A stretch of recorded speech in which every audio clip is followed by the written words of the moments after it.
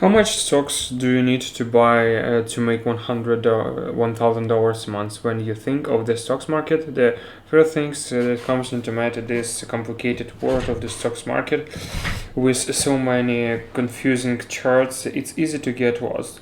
But what everyone wants for sure is that you can buy stocks and sell them wherever they rise. But there is another way that professional investors use to make a fortune.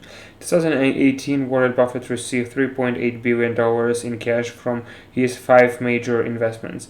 Don't get me wrong, he didn't sell these shares to earn that much.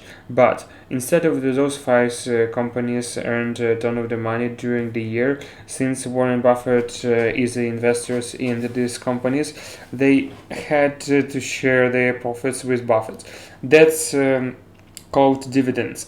Simply put it, there are the two types of the companies in the stocks market. Companies that have already matured and have profitable and sustainable businesses models. So whether they make a profit, they don't know what to do with that money. Therefore, they end up spending it on their shareholders. On the other side, you have companies who are still trying to turn profit, like Tesla. They might report a profit, but the company needs that money to grow further. So here is the questions we will try to answer in this video. How many stocks you have to buy, or how much do you have to invest in the stocks market so that you receive the $1,000 from your investments every month without selling your stocks. But before we do that, we have to understand a few key conceptions. How dividend works. What are the best dividend stocks and how to avoid the dividend trap that might lead you to lose your entire investments. Dividends, the real passive incomes since the dot-com bubble. The nature of dividends has changed. Before that, investors' main concern was invest in companies that would turn a profit and shares this profit with them since as shareholders. They are entering to the company's profits, but entrepreneurs such as Jeff Bezos stepped in to completely change the game. The goal was to no longer maximize profit, but rather to grow the company, even if that means not paying the dime in dividends to shareholders.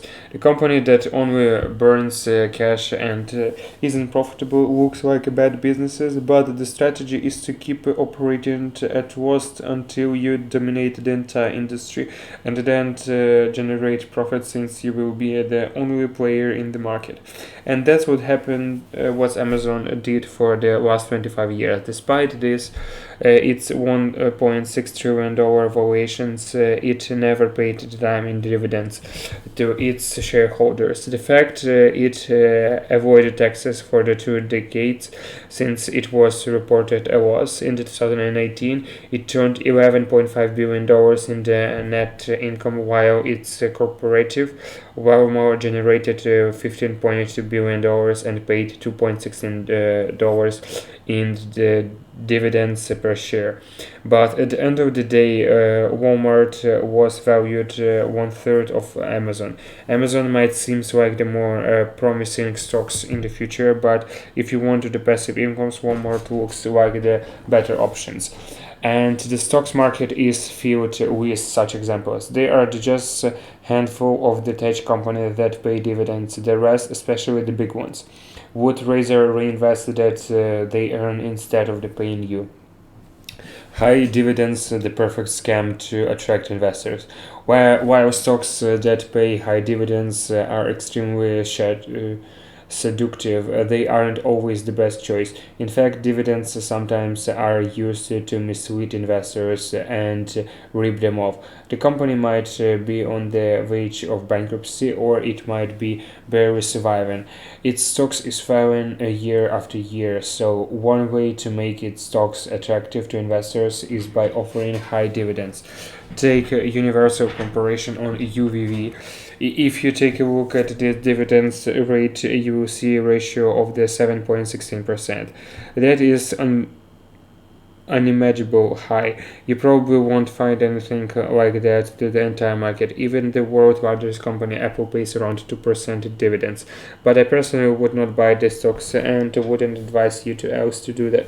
The stock's price was about $50 5 years ago, and you might imagine that it might have grown slightly since the last at least, but it didn't. The price fell to $43, and the company does seems to have the future, so it pays high dividends to keep its stocks attractive to investors, because who knows where else the stock's price might be a few years from now.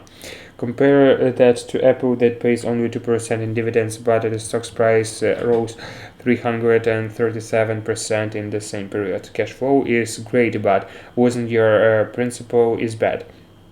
And the stocks market is filled with such stocks. So don't choose to buy the stocks solely because it has the highest dividends yield. Third, best dividend stocks ever. So you might be wondering by now that there are many good companies that are both growing and paying high enough dividends. The answer is yeah, they are. Take Coca-Cola for example. The company exists since 1886 and it began paying dividends before you barely were born. It has quite a good dividends rate, 3.2%. Of course, the stock's price hasn't been growing as the same of the tech companies because many believe that there aren't much left for the Coca-Cola to grow, but it's definitely not going to fall the next day. The Home Depot is another example. They have been paying a dividends yield in the 2.5% consistently. The stock's price doubled in the last 5 years. Johnson has been around 1886 and it's regarded as the king of dividends. It's a big name in the pharmaceutical industry. It also plays the key role in the developing the vaccine for the current pandemic. Its stock's price must just boom once the vaccine is ready.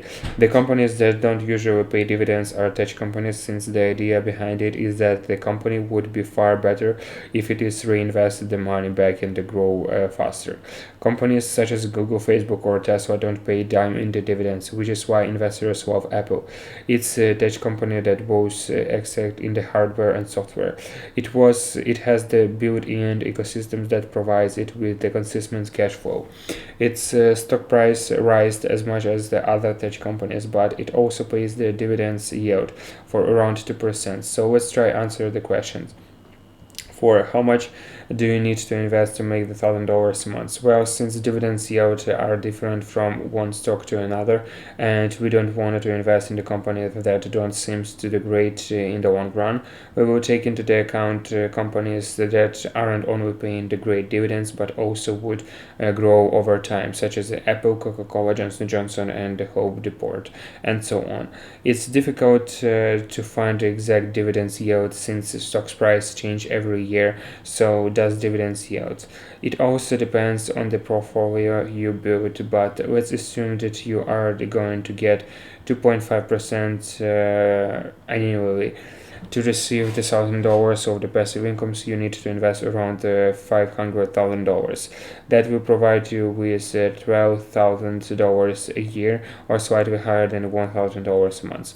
I suppose you want to make enough for dividends to retire complete. It's in that case you need to invest at least $2 million to make $50,000 annually. I guess you aren't impressed because investing half of the $1 million is in real estate, for example, would provide you a much higher passive incomes than the $12,000. And that's why investors are more concerned about the stock's price than the dividends. Amazon might not have paid a dime in the dividends, but its stocks rose by the 522% in the last 5 years. Amazon investors have earned much more than any dividends investors could possibly imagine. Does that mean investing in the dividend stocks is nonsense? Not really. If you have a big enough portfolio that's invested in the wide variety of the stocks, making dividend stocks a part of your portfolio is a good decision. But you also have to consider that these stocks are growing as well, as so if you are use these dividends to buy more stocks of the company, you will end up with pretty good investments. The Home Depot stock's price increased by the 26% last year, and it paid around 2.5% in dividends, which makes it pretty appealing investments. On the other side, if you are just starting on out with a small amount, such as the few $1,000, you can't afford to buy the property to rent it out. So starting with dividend stocks might be an option to consider for some.